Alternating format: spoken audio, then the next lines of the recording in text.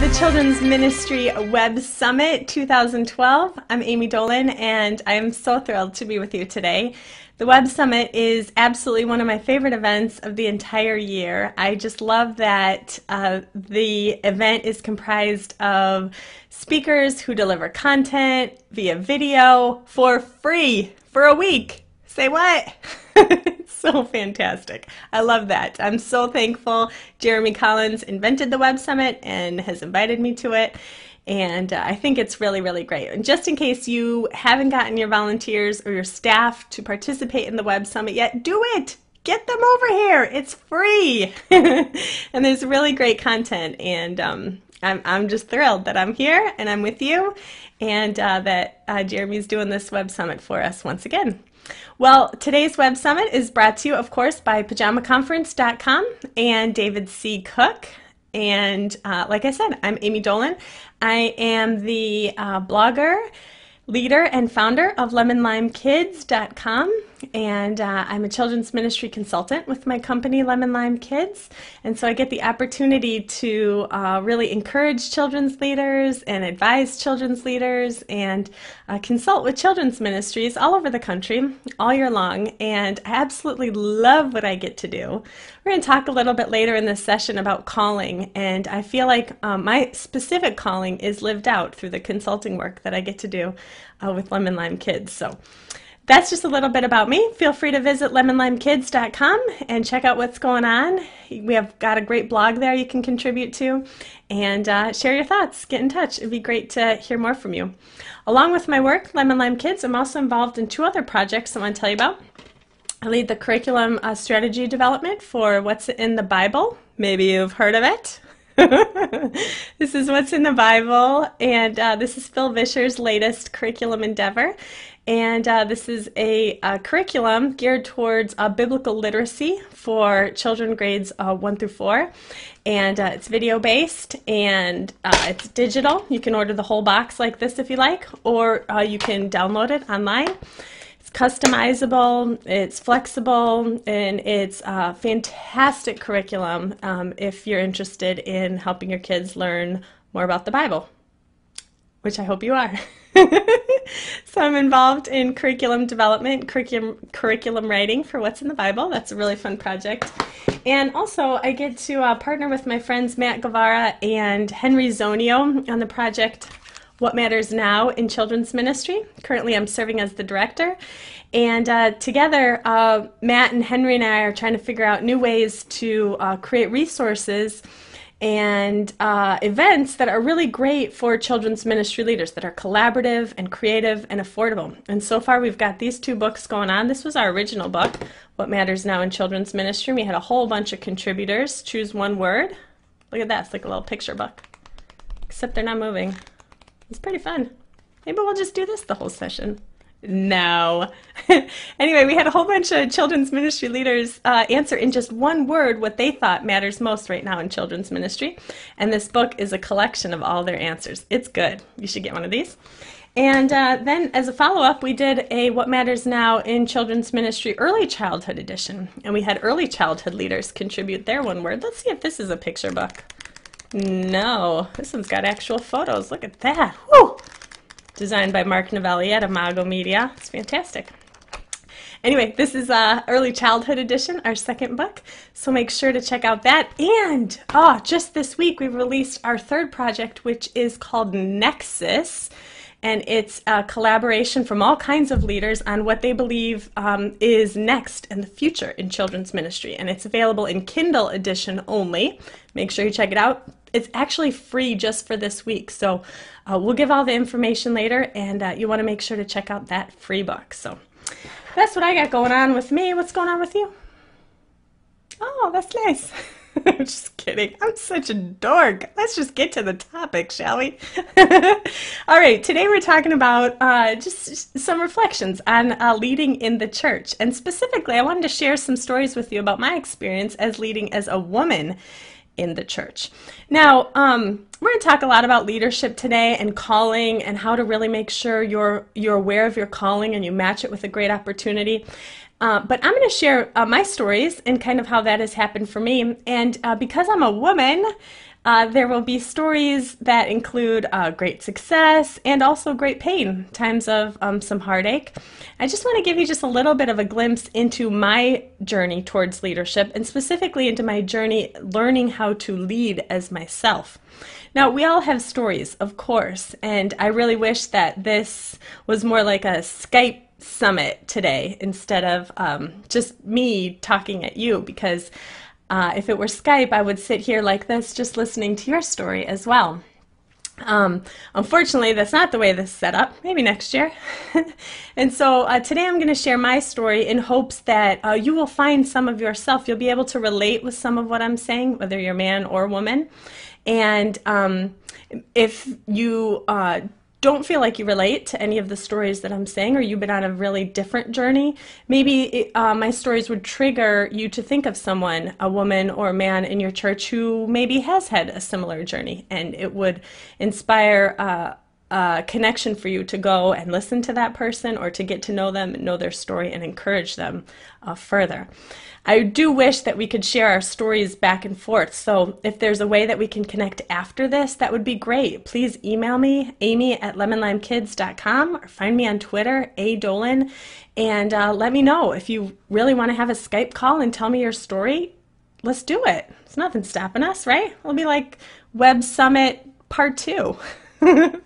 So today's going to be just a casual conversation, just me sharing my story with you, and hopefully it will inspire you to reflect on your own story of leadership, and reach out to someone in your own church, or reach out to me, or to others involved in the Web Summit, in order to encourage and grow in our leadership together. So here's the thing, I just want to say right from the beginning. I've always been a woman, right? It's good to know. And I've always been a leader. And sometimes those two things together are really easy and really fun, and make me so grateful for the life that God has given me. And other times, those two things together are so beyond challenging and so beyond frustrating, I can't even believe it. It's so interesting to me how being a woman and being a leader sometimes the experiences are so end of the spectrum. It's either like really, really great, I'm on top of the world, I'm so happy with all that's going on, or it's just horrible. It's terrible and frustrating, and it's like hitting my head against the wall.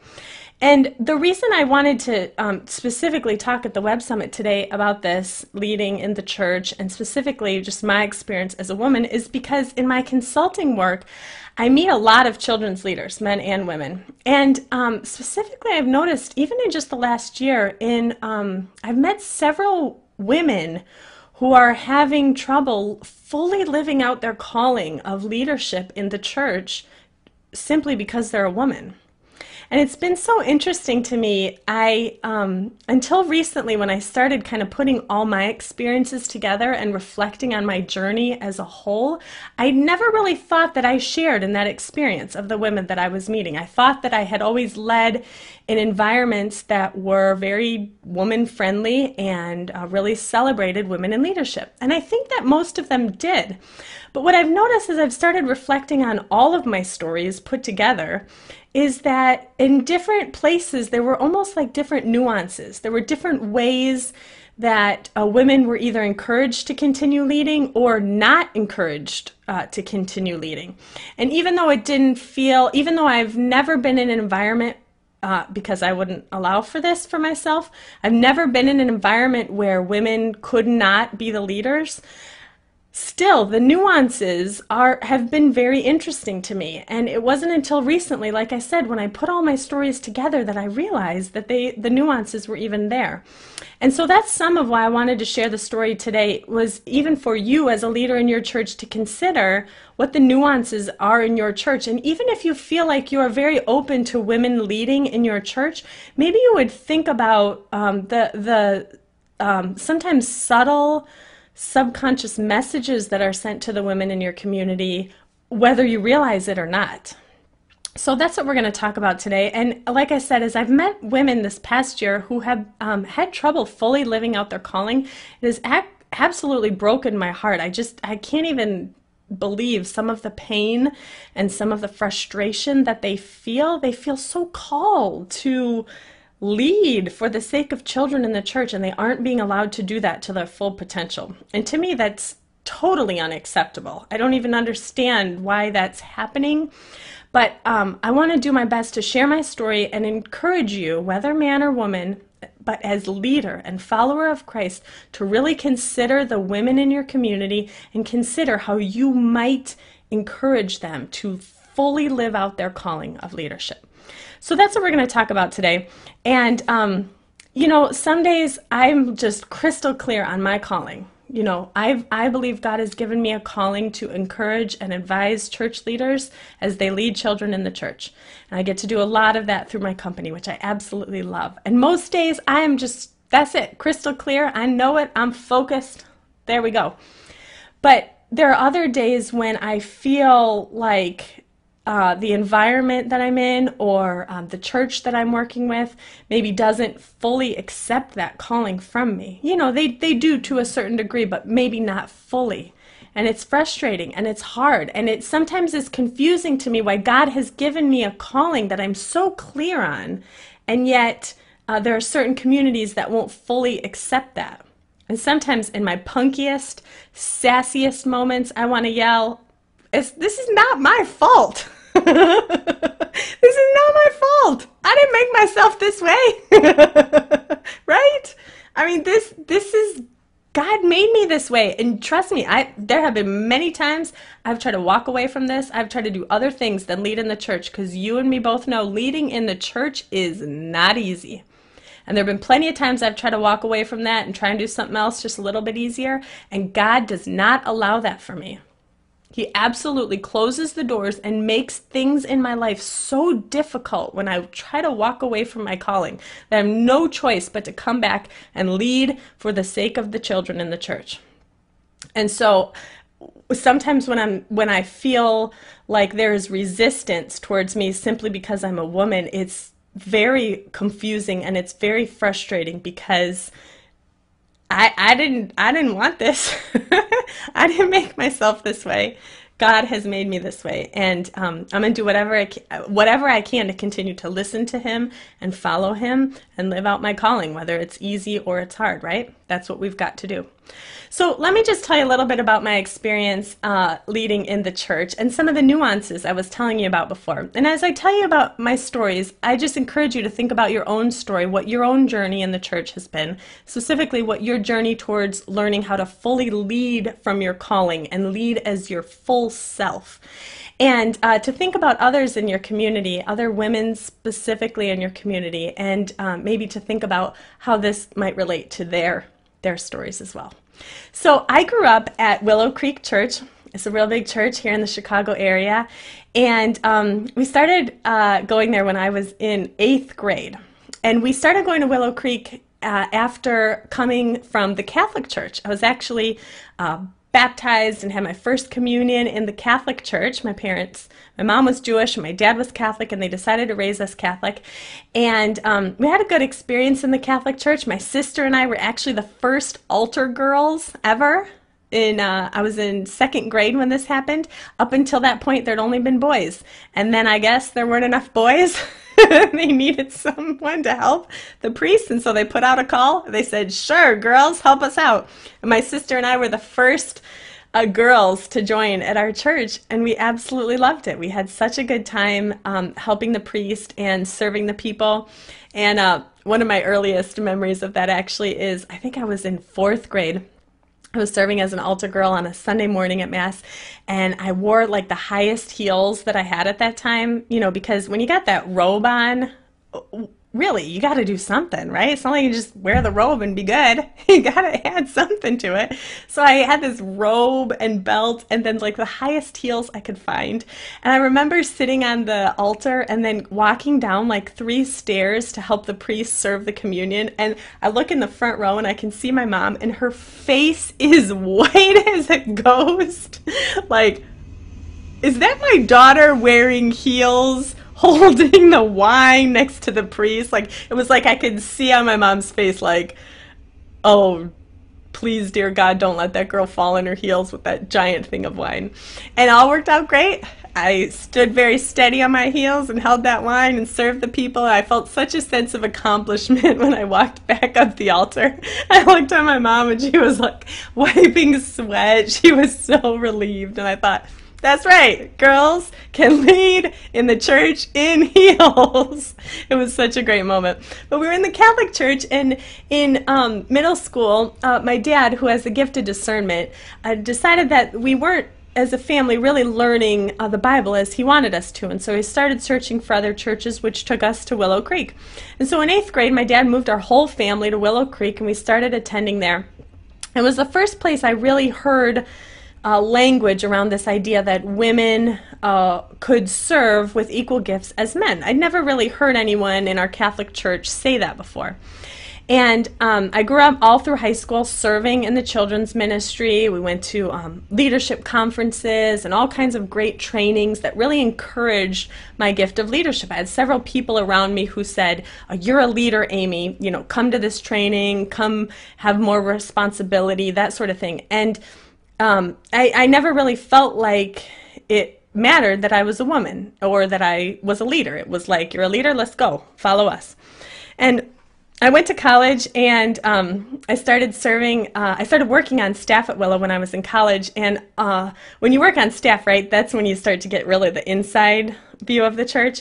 And during the time I worked at Willow in college, Nancy Beach and Nancy Ortberg both were teachers and leaders in the church. And as a young woman leader, it was like the Nancys were everything, right? I mean, they were just like, to see a woman up on stage teaching next to Bill Hybels and hearing stories of Nancy, either of the Nancys in a leadership meeting with Bill was just legendary. I have so many memories of like being with other young leaders my age on staff, and we'd whisper to each other, "Did you hear what Nancy said to Bill during that meeting?"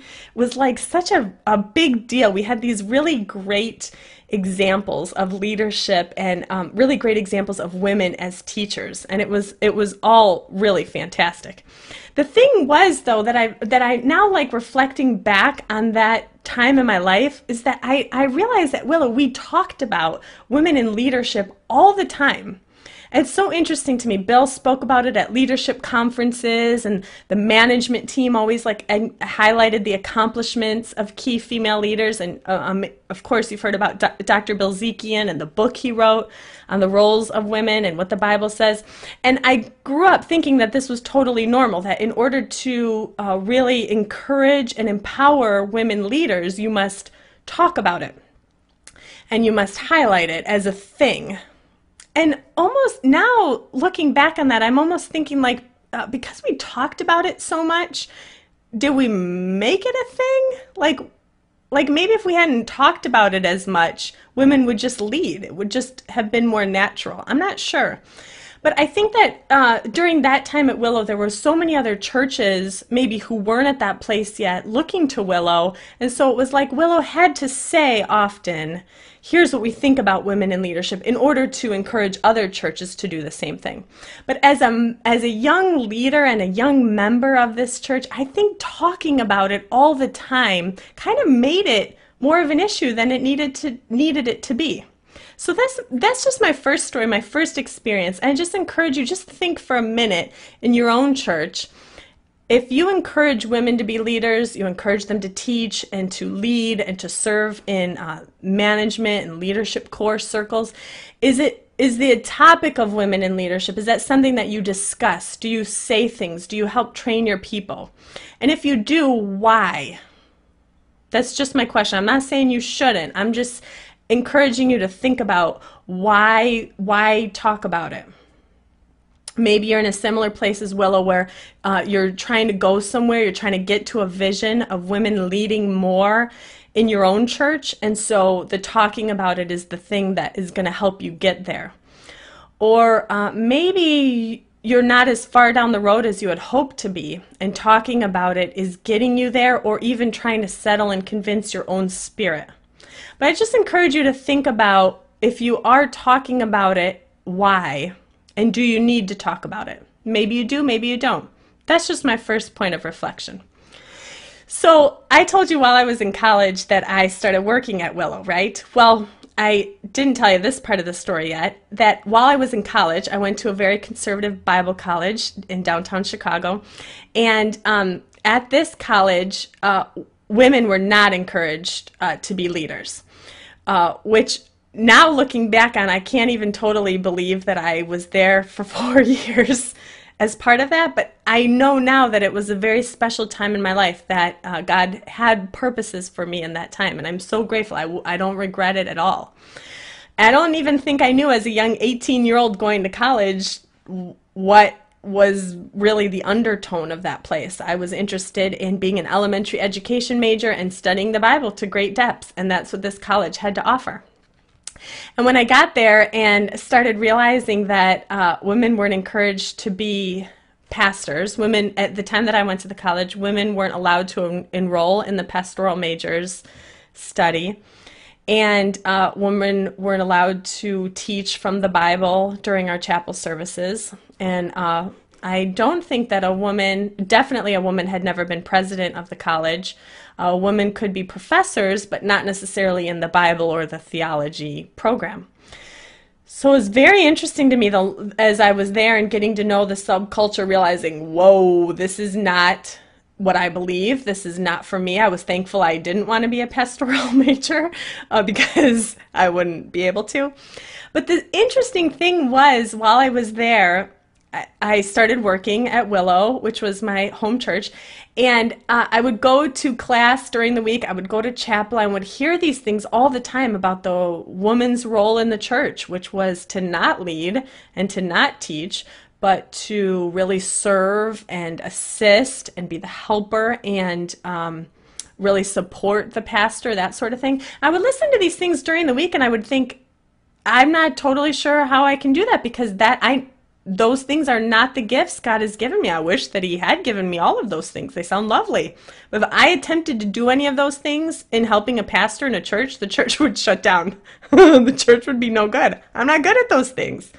And I was confused in how I could be in the church and serve the church. That's what my passion was, but not be able to use the gifts that God had given me. And the so ironic thing is, right, isn't this how God always works? The so ironic thing is, while I was there in classes every day listening to this language, I got this job at Willow Creek where we talked about women leading every day.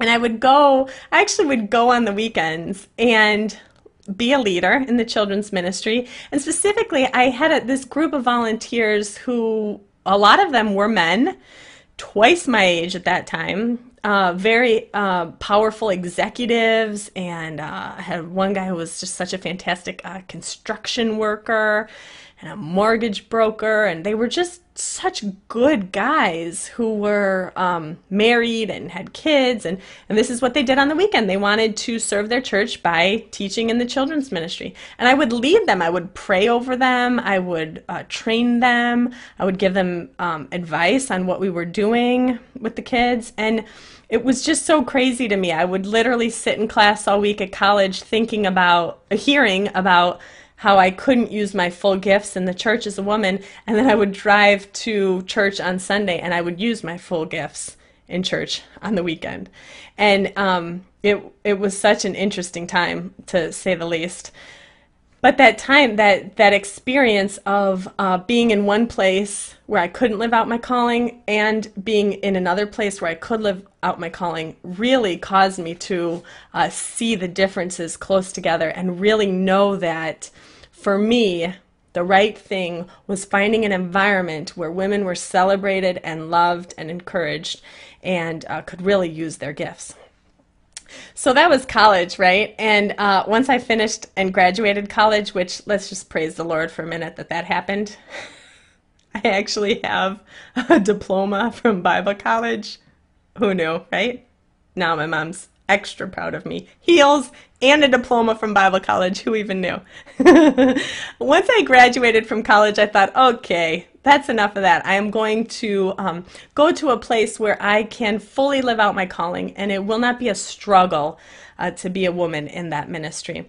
And so I worked at Willow for several more years after that. And again, the environment was very similar. We talked about women all the time, but at least I didn't feel like it was a struggle to prove myself or a struggle to really be who I thought God had made me to be. And so from that point, after Willow, I actually went on and took a job as a director of a children's ministry at another church close by. And it was such a wonderful and crazy time.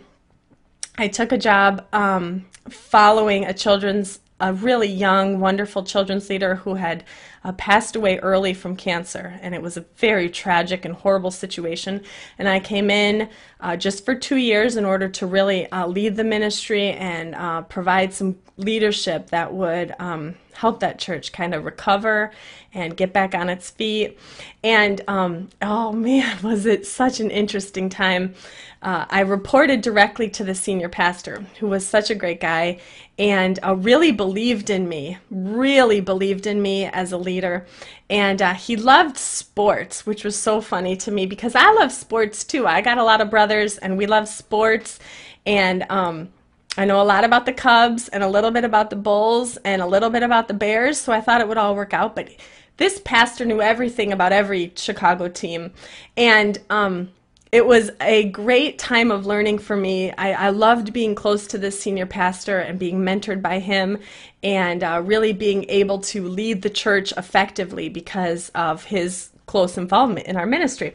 But he loved to talk about sports all the time, and this was such a new phenomenon for me because I don't love to talk about sports all the time, and specifically when I'm leading in a church, I don't need to talk about sports. But we would get in a room, a leadership team meeting, or just a meeting with a couple of the other department leaders, and he would just launch into sports talk. And I would think, maybe one of these days we could like launch into a fashion talk, or we could yeah, right. One time I dyed my hair. I changed the color of my hair, and I thought, this is what's going to be. It was such a shocking dark brown maroon color, and I thought, I'm going to go into this meeting with the senior pastor and he's going to notice my hair and we're just going to talk about hair. No more sports, we're going to talk about hairstyles. And we went in, and of course, you know what happened? He didn't notice. He didn't notice anything about my hair. He was probably telling me something about the Cubs game. And I finally said to him, look at my hair, it's totally different. He said, oh yeah, you do look different. It was too funny to me. But this time specifically in my story, really taught me how to, it really highlighted that sometimes, you know, as women leading in the church, there are sometimes nuances that cater more towards man's style of leadership. And there were other things that went on that specifically go to that point. But the sports example is one that I see in churches all the time. Sometimes the male leaders in the church feel very comfortable in telling stories about sports and talking about sports and things like that, and the women sometimes don't. I know these are stereotypes, but I feel like as a woman I could never walk into a leadership team meeting and start talking about fashion or start talking about hair. I don't feel like I would be taken seriously. I don't totally know why that is. I don't know why there are certain subjects like sports that you can walk into a meeting and start discussing and everyone can feel confident about. And that's just one small example, but I say that and I share that part of my story to encourage you. If you're man or woman leading in a church and you're doing regular meetings with groups of people, be aware of even the small talk that's happening at the beginning of the meeting, of those nuances that really highlight, man, we are really catering to the male leaders of this room, or we're really catering to the woman leaders. I've been in plenty of situations, especially in children's ministry, where a lot of the leadership consists of women. I've been in plenty of situations where it's very female-oriented small talk. I'll never forget one meeting I was in. It was all women and one man, and the entire, like, 5 minutes, you know, as you're just getting settled in your seat and the meeting's about to start, was about childbirth. And every woman in that room who had gone through childbirth was describing her story in great detail. And the poor man in this group was about to pass out. And he was being so kind and he was listening, but I thought, if he passes out, I will not be surprised. In fact, when he didn't pass out, I was surprised. But you know, that's true. Sometimes we get together as women or as men and our conversation goes a certain way, and I would just encourage you to consider the nuances like that, the little subculture that happens in the church. Do all the men go out and do certain things together at lunch? Do all the women go out and do certain things at lunch? And consider in your church during meetings, during social gatherings, as you're partnering together with men and women in your church, consider how, just be mindful of those nuances and think of conversation and opportunities that include all genders, that include all people. So together your teams feel connected and empowered with each other. So after that, okay, we're just moving on, right? I wish this was a Skype Web Summit. Thank you for listening so much to my story. Hopefully it's connecting with you already, but we're just going to continue moving on, and if something's connecting with you, great. And if not, maybe you might think of someone in your church, like I said, who maybe has had experiences like this.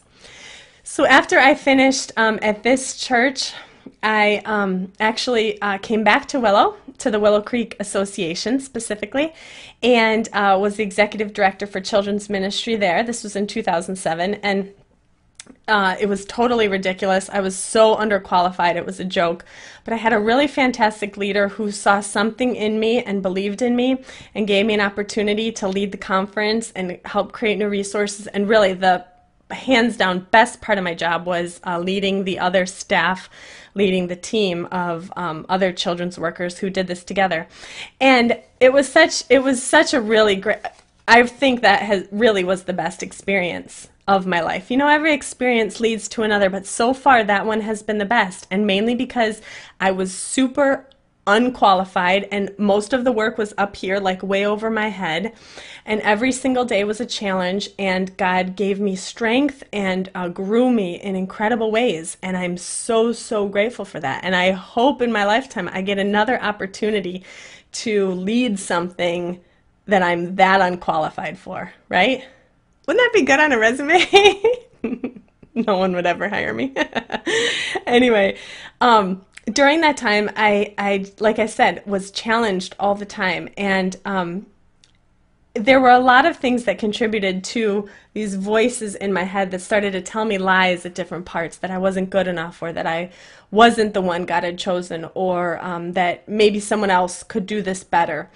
And I think, I don't know, I'd be curious to hear from the men, like if this happens for men as they're leading in the church too, because my experience has been, I find a lot of women who are doing their best, even in really good situations, are feeling insecure a lot of days, even in a situation where the church fully empowers the woman.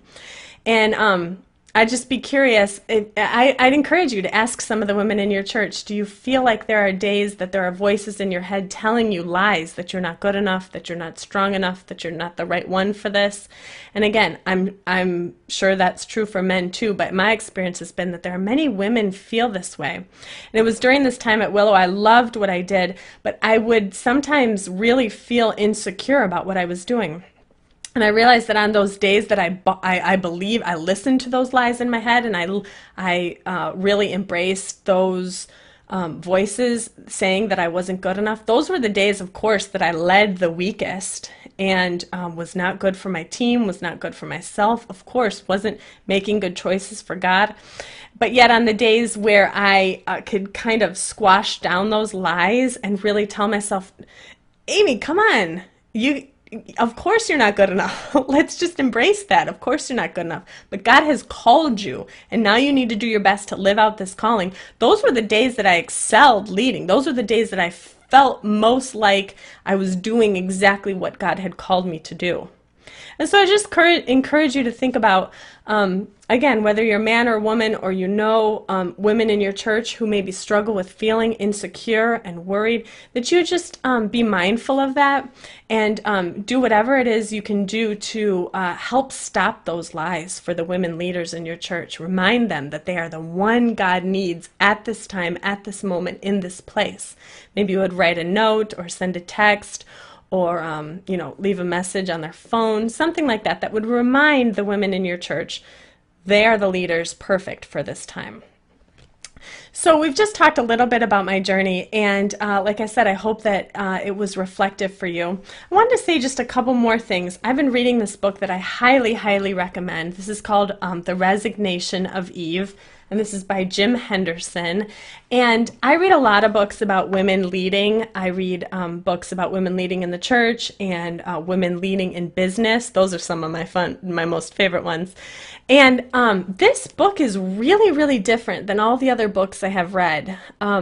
This book really, for me, has painted a very different picture of what it's like to be a woman in the church. And the author does a really great job of interviewing a lot of women. Half the book is the author telling the stories of women that he's met along the way.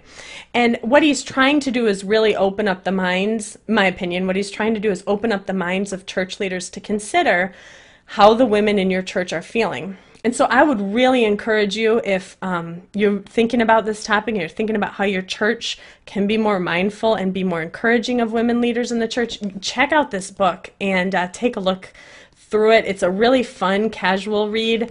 It was fun for me. Hopefully it's fun for you. There's just one thing I wanted to tell you about that he talks about. He calls it the 3 faces of resignation for women. And I wanted to just tell you, this is in chapter 1. I wanted to tell you about these because they're so interesting. Like I said, it's just such a different perspective, and really gave me 3 categories of looking at how I see myself as a leader, and as I've been consulting women leaders now in the church, how I'm thinking about how they feel. It's given me just some new categories and some new language, and I wanted to read these to you. So he talks about the 3 faces of resignation, and he says, he calls them this. Women are either resigned to, resigned from, or re-signed, like R-E-signed. And here's the difference between them all. Resigned to, the first one, he says, these are women who have come to terms with the fact that they are not allowed to exercise all the gifts and abilities they're capable of contributing in the church setting. Some say they're perfectly fine with this reality. Okay, that's what it is. They've accepted the idea that the same people who would deny them the right to lead their churches would go door to door on behalf if they ran for president. So resigned to, women accepting that the rules are different in the church. If they want to lead outside the church, that's no problem. But in the church, not okay. And he says the women in this category, some of the women in this category love their churches and the people in their churches, but they understand they're not being given the opportunity to think, strategize, innovate, create new ways of doing church that both men and women would find appealing. They've been blocked, they've been stalled, and they just kind of resigned. Okay, I won't be able to live out my full calling in this church, and I wish that I could, but I love this church and I'm going to stick with it. That's the first category. The second category is resigned from. So first was resigned to, second is resigned from. And he says these are women who decide to leave the church because they're not able to fully use their gifts. He says, how would you feel if you were capable of leading, thinking, guiding, shaping, and forming a spiritual community, but were denied the opportunity to do so?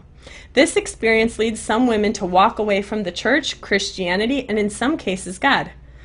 And he even says some of these women at some time were very dedicated Christians, churchgoers, Bible study leaders, but they have opted since for other beliefs or no beliefs at all.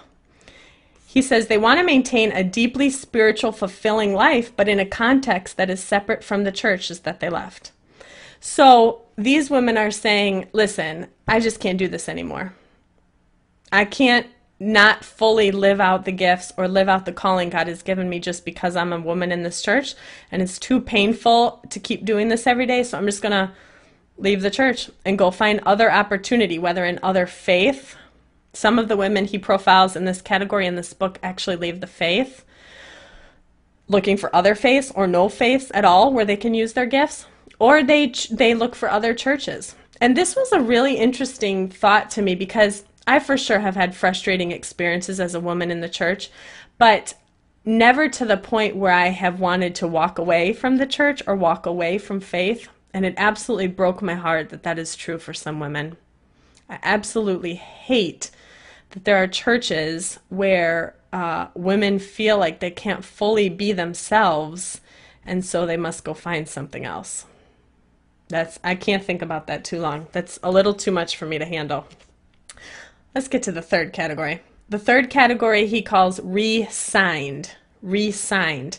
And this is the group of women who, even though they know the limitations, they know sometimes there are risks, and they know that things aren't maybe likely to change in their church, but they're women who re-sign. They don't quit, and they don't accept things the way they are. They engage, they lead, they influence. They make waves, and they stay connected. I love that. I think this is so important. They're not women who make waves just to make waves. They make waves and stay connected, and really then that gives them the ability to influence. They're engaged but not owned, and they're integrated within the church but knowledgeable about its inherent limitations and dangers.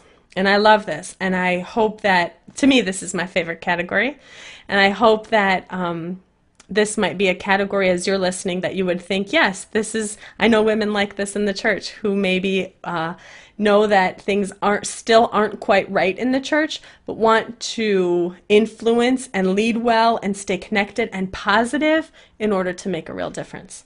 So those are the three categories. Maybe some things came to mind when you either heard me say resigned to, resigned from, or re-signed. And I'd encourage you, even as this session is ending, to maybe think about how do the women in your church feel? If you're a woman, what category would you put yourself in? Do you feel like you are in an environment where you're able to use your gifts fully? Or have you resigned from that fact? Do you ever feel like you want to move on from your environment? Or do you feel like, no, things are not yet the way they are, and I would like to stay in this and influence for good? So I really love those categories. Again, I really encourage you to take a look at this book and read it through. I want to do something more with it. So if someone wants to have a book club with me, or maybe we'll get a blog going, maybe we'll get a couple blog posts going with summaries, something like that. If you're reading the book or you're interested in reading the book in a group or discussing it further, of course, contact me, and I would love to read it with you. It's been really, really insightful for me. All right, well, that is wrapping up our time here and the Children's Ministry Web Summit. I hope that you had a fun time today just listening to my story and thinking about your own story, your own journey in becoming a leader in your church. And specifically, if you're a woman, I hope that you felt encouraged. I hope that you felt that you're not alone, and that if God really has given you gifts of leadership in the church, that you would do all you can to lead strong and find the perfect opportunity in the church to live out your calling. Because the kids in the church, they need us. They need us who have been called to find our opportunity and lead strong. And so I offer you blessings today for your own leadership, man or woman. I want you to be reminded and encouraged, all of my lovely children's ministry leaders. You have all the gifts, you have all the talents, you have all the strengths and all the passion that you need. God is absolutely with you all the time. He empowers you and strengthens you every day so that you can lead confidently. Now, let's get out there and let's lead strong for the sake of children. Blessings.